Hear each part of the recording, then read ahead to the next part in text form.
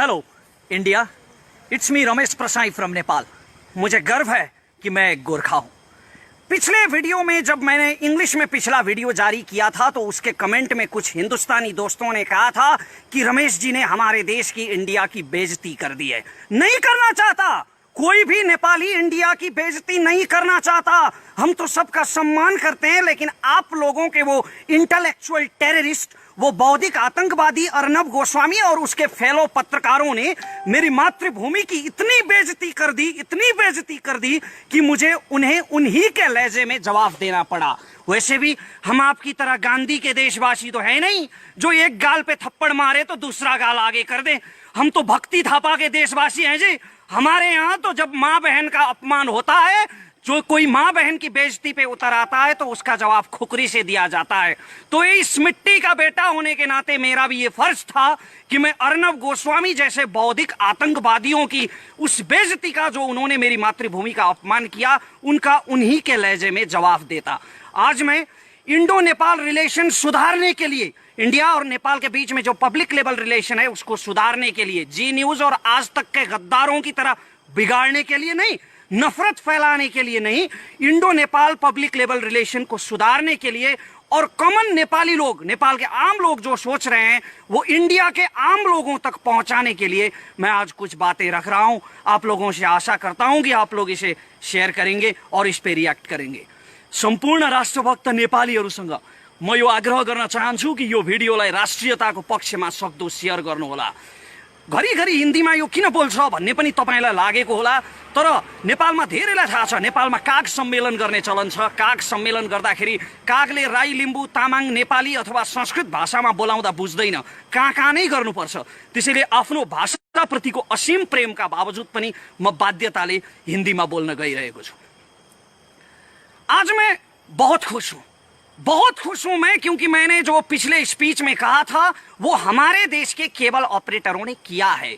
मैंने कहा था कि आज तक और जी न्यूज जैसे, रिपब्लिक टीवी जैसे इंडियन मीडिया को बैंड कर देना चाहिए, और आज हमारे केबल ऑपरेटरों ने इन्हें बैंड कर दिया है।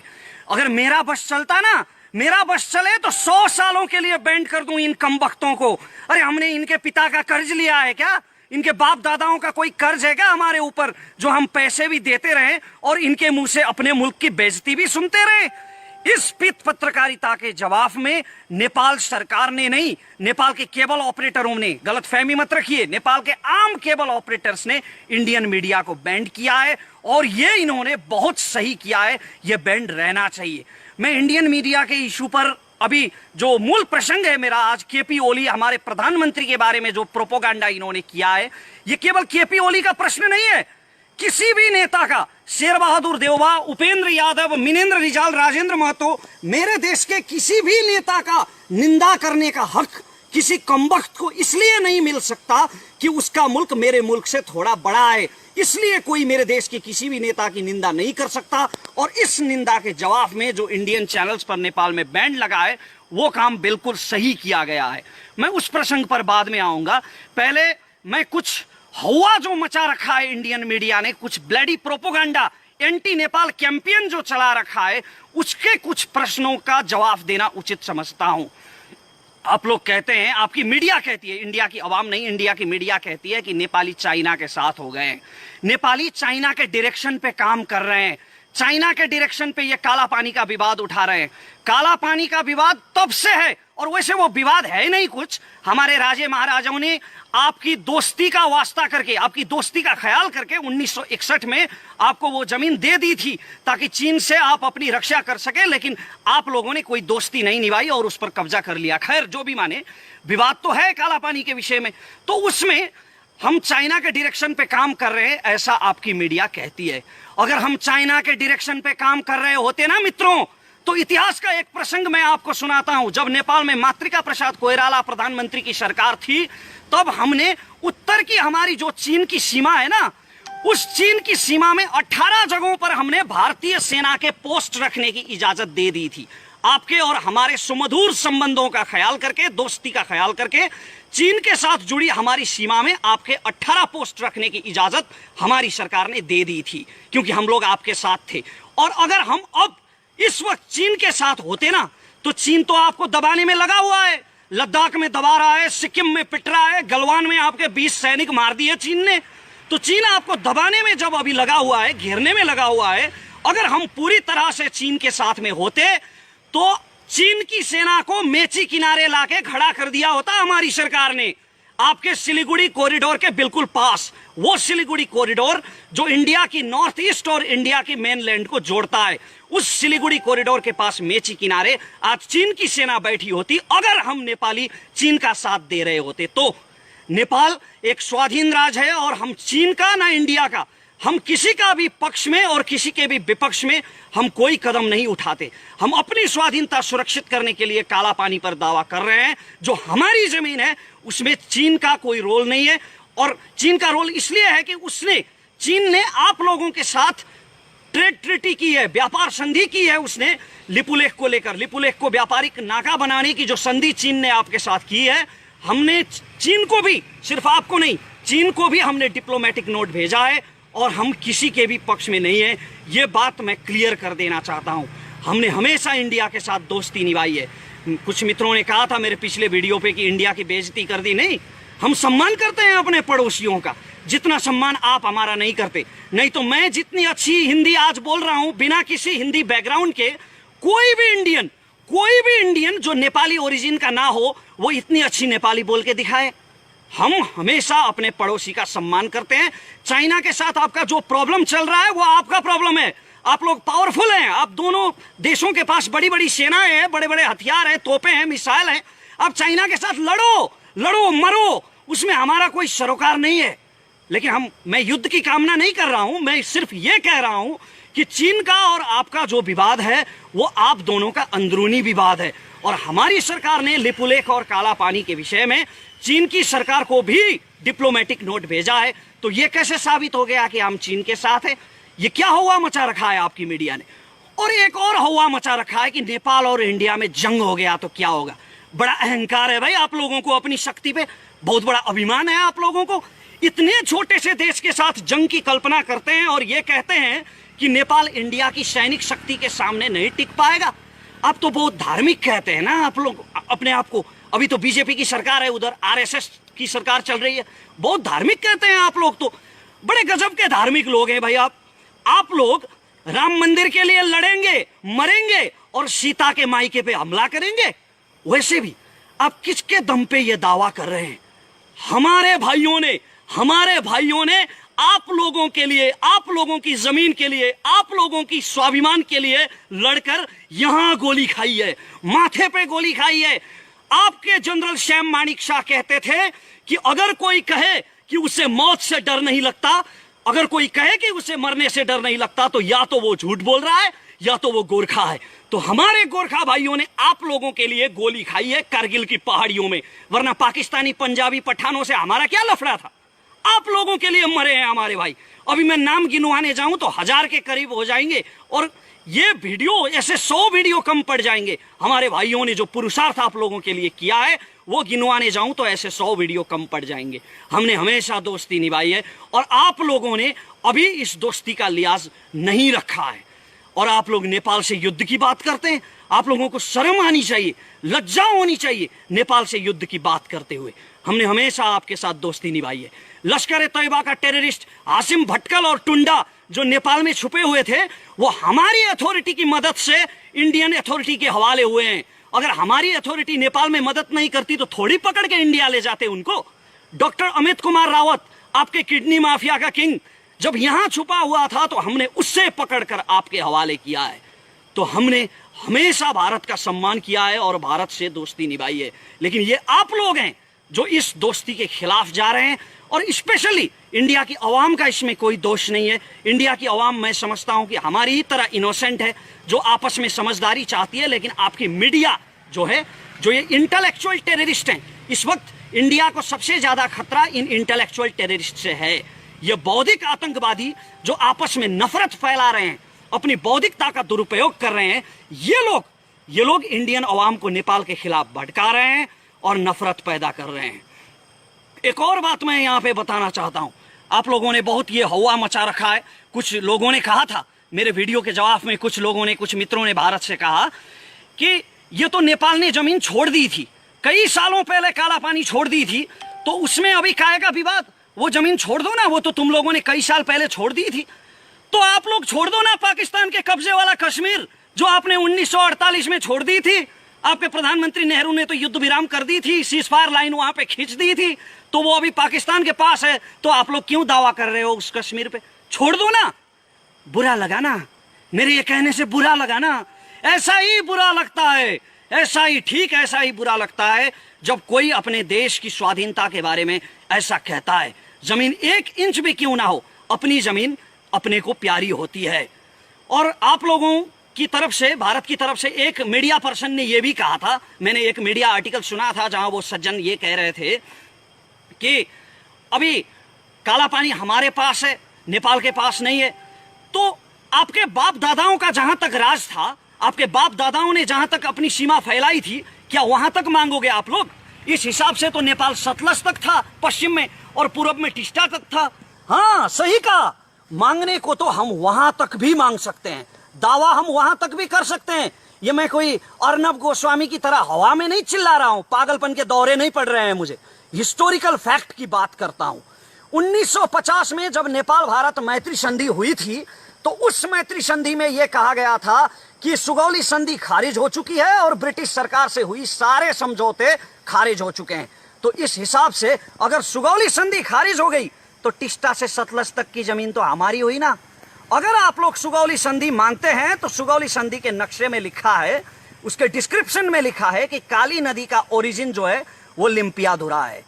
वो ब्रिटिश के नक्शों में लिखा है, कई नक्शों में लिखा है। और इतना भी दूर जाने की जरूरत नहीं है, अभी तो बीजेपी की सरकार है ना वहां। आरएसएस के कार्यकर्ता तो बस स्कंद पुराण उठा के देख लें। स्कंद पुराण के मानस खंड के 9वें, 10वें और 11वें श्लोक में महाकाली नदी का वर्णन किया गया है, और उसमें यह लिखा गया है कि लिपुलेख पर्वत से पश्चिम का भाग जो है लिम्पियाधुरा, वो काली नदी का ओरिजिन है। तो या तो आप लोग सुगौली संधि को मानेंगे और लिपुलेख, या तो आप लोग सुगौली संधि को मानेंगे और लिम्पियाधुरा काली नदी का ओरिजिन होगा, या तो आप सुगौली संधि को नहीं मानेंगे। अगर खारिज मानेंगे तो फिर टिस्टा से सतलज तक हमारा है। और अब मैं मूल प्रसंग पर आता हूं, जो हमारे प्रधानमंत्री के बारे में अभी प्रोपोगंडा चला रखा है आपकी मीडिया ने। अरे कौन कमबख्त गया भाई बालुआटार?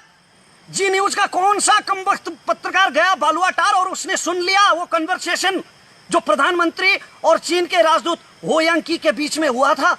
किसने सुना वो कन्वर्सेशन और किसने रिकॉर्ड किया? किस बेस पर ले आए ये पीत पत्रकार ये कन्वर्सेशन? अरे बेशर्मो, कुछ तो शर्म करो। किसी देश के प्रधानमंत्री के बारे में बात कर रहे हो तुम लोग, और प्रधानमंत्री जो बुजुर्ग हैं, अभी अभी किडनी ट्रांसप्लांट हुआ है उनका, फिर भी दम उनमें इतना है कि एक छोटे से देश में बैठ के दिल्ली हिला रहे हैं। तो प्रधानमंत्री के बारे में ऐसे निराधार बात, ऐसे निराधार प्रोपोगंडा किस बेस पर फैलाए गए? किस कमबख्त ने वहां पे सुना और किसने रिकॉर्ड किया? ये कुछ नहीं, बस जी न्यूज ने कहा और हो गया। तो ऐसे जो इंडियन मीडिया ने ये प्रोपोगंडा फैला रखा है, इन्होंने जो ये फेक न्यूज फैला रखे हैं, इसमें इंडियन मीडिया का ही नहीं, इंडियन गवर्नमेंट का भी दोष है। अरे लॉ एंड ऑर्डर नाम की कोई चीज है कि नहीं आप लोगों के यहाँ? आप लोग तो बहुत बड़ी बड़ी बातें करते हैं कि भारत दुनिया का सबसे बड़ा लोकतंत्र है। तो लोकतंत्र में लीगलिटी नाम की भी कोई चीज होती है, लोकतंत्र में कानून नाम की भी कोई चीज होती है। और अगर भारत सरकार सच में नेपाल से दोस्ती बढ़ाना चाहता है, सच में नेपाल से बिगड़े हुए संबंधों को सुमधुर करना चाहता है, तो भारत सरकार को यह चाहिए कि जी न्यूज को तुरंत ब्लैकलिस्टेड करे। जी न्यूज और इससे जुड़े जितने भी मीडिया हैं, उनके ऊपर भारत सरकार को कानूनी कार्रवाई करनी चाहिए। अगर यह किया गया तो एक उदाहरण होगा, और नेपाल के लोगों के मन में जो भारत के प्रति जो अविश्वास खटक रहा है, वो अविश्वास कुछ हद तक उसका समाधान निकल पाएगा। तो ये भारत सरकार को करना चाहिए, और इंडिया की आवाम, इंडिया की जनता जो नेपाल और भारत का संबंध सुमधुर हो, सुदृढ़ हो, ऐसा चाहती है, उन्हें भी ऐसे चैनलों का बहिष्कार करना चाहिए। ये इंडियन मीडिया है ना, जो ये पूरे साउथ एशिया के लिए कैंसर बन चुका है, ये ब्लडी प्रोपोगंडा यूनिट बन चुका है। इनको कोई सच नहीं चाहिए, सच का व्यापार करते हैं ये। और इससे केवल नेपाल ही पीड़ित नहीं है, सिर्फ हम ही पीड़ित नहीं हुए हैं इससे आपका भारत भी उतना ही पीड़ित हुआ है।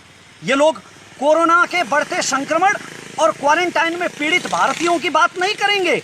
ये लोग एक पेपर में जो खाना खा रहे होते हैं, अखबार के कागज में खाना खा रहे होते हैं, जो उन पीड़ितों के बारे में बात नहीं करती है, उन गरीबों के मजदूरों के बारे में बात नहीं करती है। हिंदू मुस्लिम की बात करेंगे, तबलीगी जमात की बात करेंगे, कम्युनल हार्मनी को बिगाड़ने के लिए और उसका व्यापार करने के लिए। ये मैं फैक्ट के आधार पे कह रहा हूं, ऐसे ही नहीं कह रहा हूं।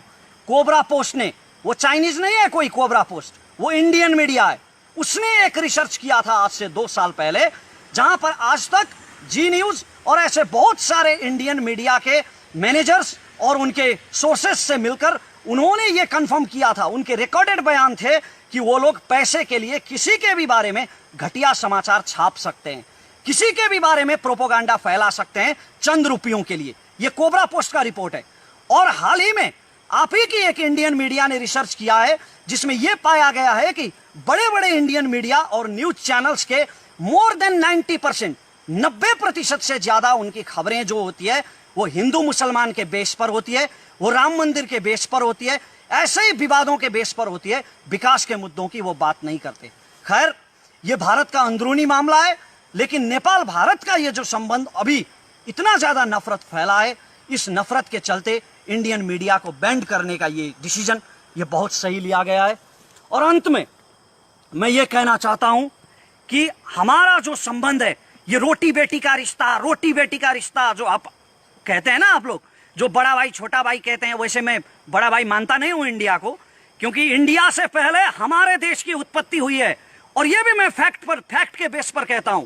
चाणक्य को आप लोग बहुत मानते हैं ना, कौटिल्य को, तो कौटिल्य ने अपने अर्थशास्त्र में लिखा है, जब मौर्य साम्राज्य नहीं बना था, जब चंद्रगुप्त मौर्य ने आपका वो अखंड भारत नहीं बनाया था, वो बनने से पहले कौटिल्य ने अपने अर्थशास्त्र में नेपाल देश का वर्णन किया है। तो इसका मतलब ये होता है कि अखंड भारत से पहले नेपाल का जन्म हुआ है। इसलिए मैं बड़ा भाई मानता नहीं इंडिया को, वैसे भी भाई तो हैं हम। तो ये भाईचारा नहीं हो सकता। आप किसी के प्रति इतना नफरत फैलाएंगे तो ये भाईचारा नहीं हो सकता। हमारा संबंध बहुत पुराना है, इतना पुराना जब मानव सभ्यता का ठीक से उदय भी नहीं हुआ था। हिमालय के हमारे किराती जाके हस्तिनापुर में लड़े हैं महाभारत की लड़ाई में, और राम जानकी का विवाह संगम, वो मुझे दोहराने की जरूरत नहीं है। तो इतिहास से वर्तमान तक हमारा एक सांस्कृतिक संबंध भी है, हमारा व्यापारिक संबंध भी है, हमारा बायलैटरल रिलेशन भी है। दोनों तरफ के लोग, अरे आपके देश से तो कई लोग तो यहाँ भिक्षाटन के लिए भी आते हैं। आपके देश में तो वैसे मैंने सुना है धंधा भी चलता है, ये धंधा भी चलता है कि किसी के पैर काट दो, किसी के हाथ काट दो और उसे भीख मांगने के लिए सड़क पे छोड़ दो। ये मैंने आप ही के मीडिया से सुना है। तो वैसे लोग, हाथ पैर कटे हुए लोग सैकड़ों की संख्या में यहाँ आके भिक्षाटन भी करते हैं। तो दोनों तरफ के लोग एक दूसरे के साथ काम करते हैं। और प्रधानमंत्री के साथ, प्रधानमंत्री के विषय को लेकर, प्रधानमंत्री के व्यक्तित्व को लेकर ये जो प्रोपोगंडा फैलाया गया है, इसके बारे में मैं ये कहना चाहता हूं कि ये प्रोपोगंडा अंतर्राष्ट्रीय रूप से भी इसने भारत की बेइज्जती की है। इसे पत्रकारिता के इतिहास में, विश्व पत्रकारिता के इतिहास में इसे काले अक्षरों से लिखा जाना चाहिए। वो आपका देश है, वो आपका देश है जहां सैकड़ों गर्लफ्रेंड्स बदलने वाले चरित्रहीन व्यक्ति को सुपरस्टार का तमगा दिया जाता है। लेकिन हमारे यहाँ कभी नेपाल घूमने आइए आप लोग, नेपाल में कोई भी लीगल रेड लाइट एरिया नहीं है। हम महिलाओं का बहुत ज्यादा सम्मान करते हैं और हमारा नेपाली समाज काफी चरित्रवान है। तो ऐसे प्रोपोगंडा पर यकीन मत कीजिए। और मैं इंडियन पब्लिक से ये निवेदन करता हूं कि ऐसे चैनलों का आप लोग बहिष्कार करें। हमारा जो बायलैटरल रिलेशनशिप है, पब्लिक लेवल रिलेशनशिप है, ये हमेशा चलता रहे। इंडिया और नेपाल दोनों देशों की प्रगति हो, यही मैं अंत में कामना करता हूं। और ये नफरत की दीवार जो ये इंटेलेक्चुअल टेररिस्ट फैलाने की कोशिश कर रहे हैं, आपके और हमारे दिल में जो जहर भरने की कोशिश कर रहे हैं, इस जहर से बचें, मैं ये सबसे प्रार्थना करता हूं। धन्यवाद। जय नेपाल। ओके भने रमेशजी, अलिकति हामीले केही प्रश्न गर्नुपर्ने हुन्छ। तपाईँले यो लाइभलाई काटेर आफ्नो फेसबुक पेजमा पनि राख्न सक्नुहुन्छ र तपाईँले सेयर गर्न मन लाग्यो भने अझ गजब पनि हो, सेयर गर्नु एक किसिमको राम्रो तपाईँको बानी पनि हो, हामी यो भन्न चाहन्छौँ। र तपाईँले हामीलाई यति बेला फेसबुक पेजमा मेरो फेसबुकबाट लाइभ हेरिराख्नु भएको छ, जीवन विष्टको फेसबुकबाट भनेदेखि तपाईँले हामीलाई एक्सन नेपाल अनलाइन टिभीबाट पनि हेर्न सक्नुहुन्छ र फेसबुक लाइभलाई तपाईँले जुनसुकै पेजमा पनि राख्न सक्नुहुन्छ। तर एक्सन नेपाल अनलाइन टिभीको भिडियो राख्नु भएमा चाहिँ हामी उचित किसिमको त्यहाँ व्यवस्था भए अनुरूपको कार्य गर्न बाध्य हुनेछौँ। रमेशजी, के छ आज अन्य समयमा भन्दा अलिकति आवाजमा नम्रता विनम्रता देखियो नि? यो जरुरी छ जीवनजी, किनभने यो सम्बन्ध बिगार्नको लागि होइन। अघि नै मैले भने यो घृणा फैलाउनको लागि बोलिएको होइन।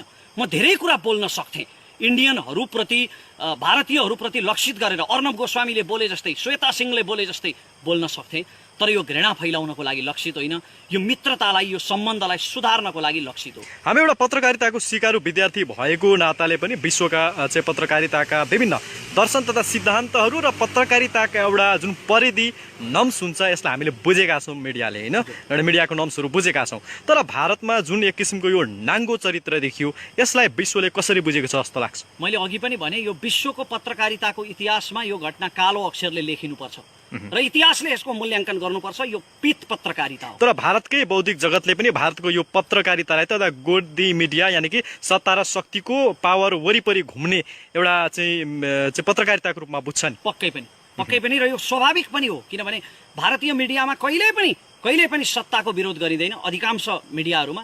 र भारतीय मिडियाले समाजमा चाहिँ हार्मोनी बिगार्ने खालको, साम्प्रदायिकतालाई प्रोत्साहन गर्ने खालका खबरहरू बारम्बार प्रसारण गरिरहन्छन्। यी गोदी मिडिया नै हुन्। र यति बेला चाहिँ हाम्रो मधेसी पहाडी हिमाली भन्ने त्यो भावना छैन। यति बेला हाम्रो राष्ट्रिय एकता साँच्चीकै देखिएको छ होइन।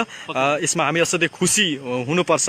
र जति पनि अन्य नेपालीहरू हुनुहुन्छ, यो हिन्दीको जुन हिन्दी भाषाको प्रयोग गर्नु परेको सन्दर्भमा त तपाईँले आफ्नो धारणा राखि नै सक्नु भएको छ होइन। नेपालको प्रेस काउन्सिल र मिडिया जगतले चाहिँ यसमा कस्तो किसिमको भूमिका खेल्न सक्थ्यो र स्वयं परराष्ट्र मन्त्रालयले खेल्नुपर्ने भूमिकाहरू केही थियो कि? नेपालको परराष्ट्र मन्त्रालयले तुरुन्तै एउटा नोट पठाउनु पर्थ्यो, प्रेस नोट, डिप्लोमेटिक नोट पठाउनु पर्थ्यो भारत सरकारलाई, किनकि हाम्रो परराष्ट्र मन्त्री त निकै अलिकति बौद्धिक किसिमको हुनुहुन्छ होइन। प्रधानमन्त्रीको मानहानि हो। हाम्रो परराष्ट्र मन्त्रालयले सोचिरहेको होला, यो विषयमा सोचिरहेको होला, आशा गरौँ। प्रेस काउन्सिलको भूमिकालाई के भन्नुहुन्छ? उसले एउटा चाहिँ लेटर पनि लेखेको भनिन्छ। प्रेस काउन्सिलले वक्तव्य जारी गरेको छ र धेरै पहिला पनि प्रेस काउन्सिलले सरकारलाई यस विषयमा पत्राचार गरेको बुझिन्छ। हामी आम नागरिकको भूमिका के अब यो विषयमा? हामी आम नागरिकले यसरी नै एकअर्कालाई सामाजिक सञ्जालमा जहाँ हामी जोडिन्छौँ, हाम्रा भारतका मित्रहरूसँग जहाँ हामी जोडिन्छौँ, हामीले आफ्नो देशको आफ्नो दृष्टिकोण के हो, हाम्रो देशको आम नागरिकले के सोच्छ, त्यो दृष्टिकोण पुर्याउनमा हामीले आफ्नो भूमिका खेल्न जरुरी छ। बोलेर के हुन्छ भन्ने मान्छेहरू पनि हुनुहुन्छ नि।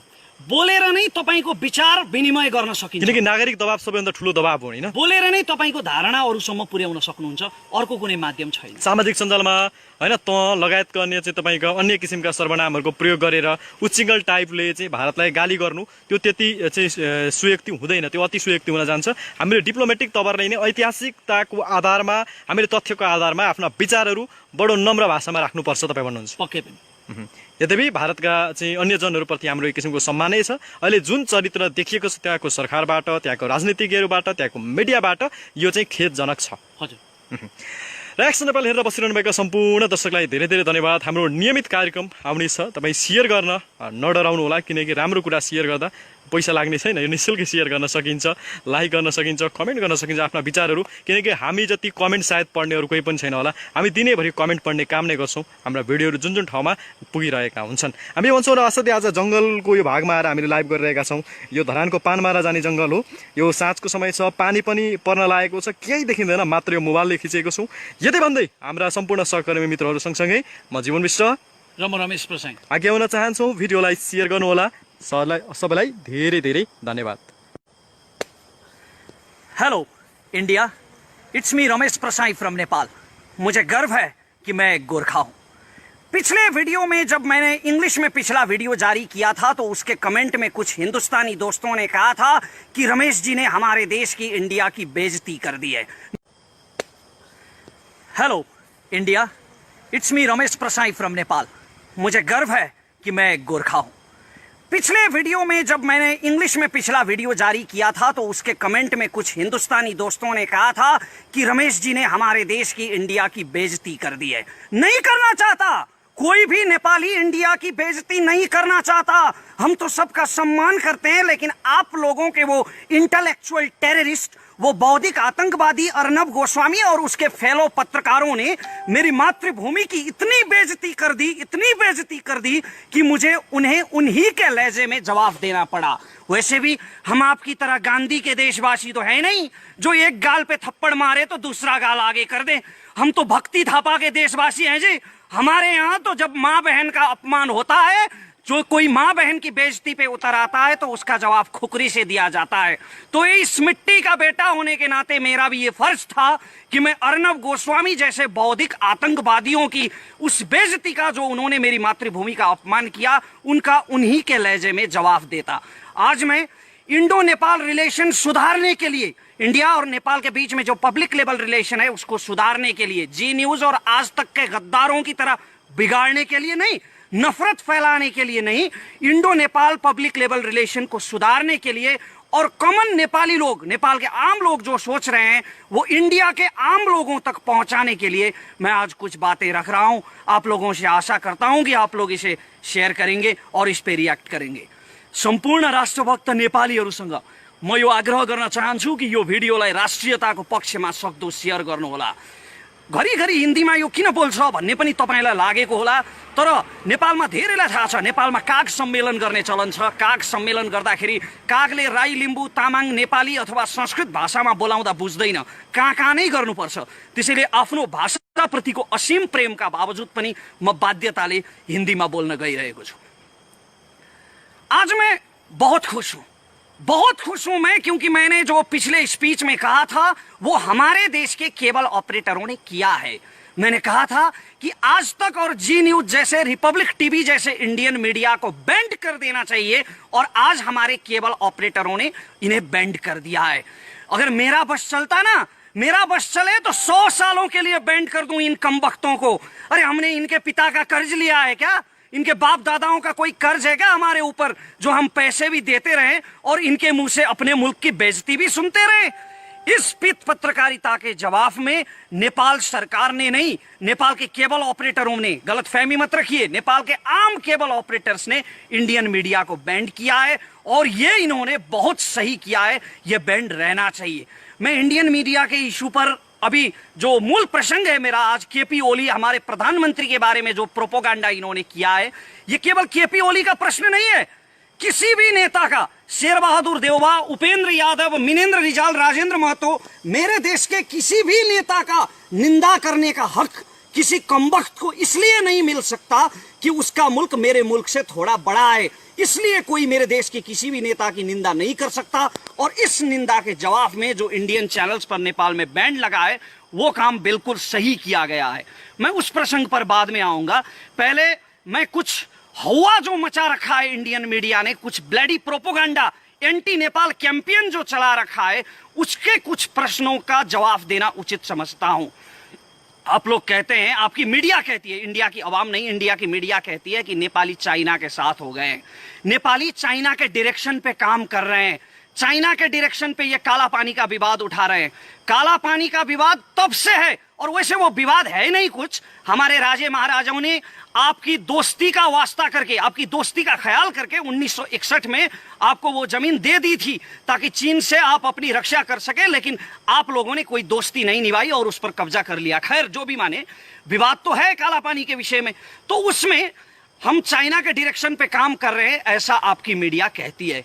अगर हम चाइना के डायरेक्शन पे काम कर रहे होते ना मित्रों, तो इतिहास का एक प्रसंग मैं आपको सुनाता हूं। जब नेपाल में मातृका प्रसाद कोइराला प्रधानमंत्री की सरकार थी, तब हमने उत्तर की हमारी जो चीन की सीमा है ना, उस चीन की सीमा में 18 जगहों पर हमने भारतीय सेना के पोस्ट रखने की इजाजत दे दी थी। आपके और हमारे सुमधुर संबंधों का ख्याल करके, दोस्ती का ख्याल करके, चीन के साथ जुड़ी हमारी सीमा में आपके 18 पोस्ट रखने की इजाजत हमारी सरकार ने दे दी थी, क्योंकि हम लोग आपके साथ थे। और अगर हम अब इस वक्त चीन के साथ होते ना, तो चीन तो आपको दबाने में लगा हुआ है, लद्दाख में दबा रहा है, सिक्किम में पिट रहा है, गलवान में आपके 20 सैनिक मार दिए चीन ने।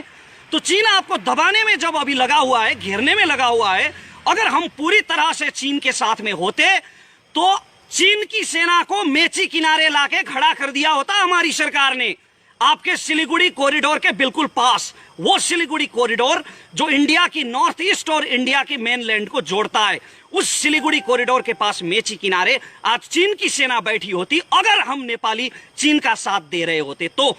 नेपाल एक स्वाधीन राज्य है, और हम चीन का ना इंडिया का, हम किसी का भी पक्ष में और किसी के भी विपक्ष में हम कोई कदम नहीं उठाते। हम अपनी स्वाधीनता सुरक्षित करने के लिए काला पानी पर दावा कर रहे हैं। जो हमारी जमीन है उसमें चीन का कोई रोल नहीं है, और चीन का रोल इसलिए है कि चीन ने आप लोगों के साथ ट्रेड ट्रीटी की है, व्यापार संधि की है उसने लिपुलेख को लेकर। लिपुलेख को व्यापारिक नाका बनाने की जो संधि चीन ने आपके साथ की है, हमने चीन को भी, सिर्फ आपको नहीं, चीन को भी हमने डिप्लोमेटिक नोट भेजा है, और हम किसी के भी पक्ष में नहीं है। ये बात मैं क्लियर कर देना चाहता हूं। हमने हमेशा इंडिया के साथ दोस्ती निभाई है। कुछ मित्रों ने कहा था मेरे पिछले वीडियो पे कि इंडिया की बेइज्जती कर दी। नहीं, हम सम्मान करते हैं अपने पड़ोसियों का, जितना सम्मान आप हमारा नहीं करते। नहीं तो मैं जितनी अच्छी हिंदी आज बोल रहा हूं बिना किसी हिंदी बैकग्राउंड के, कोई भी इंडियन जो नेपाली ओरिजिन का ना हो वो इतनी अच्छी नेपाली बोल के दिखाए। हम हमेशा अपने पड़ोसी का सम्मान करते हैं। चाइना के साथ आपका जो प्रॉब्लम चल रहा है वो आपका प्रॉब्लम है। आप लोग पावरफुल हैं, आप दोनों देशों के पास बड़ी बड़ी सेनाएं हैं, बड़े बड़े हथियार हैं, तोपें हैं, मिसाइल हैं। आप चाइना के साथ लड़ो मरो, उसमें हमारा कोई सरोकार नहीं है। लेकिन मैं युद्ध की कामना नहीं कर रहा हूं, मैं सिर्फ ये कह रहा हूं कि चीन का और आपका जो विवाद है वो आप दोनों का अंदरूनी विवाद है।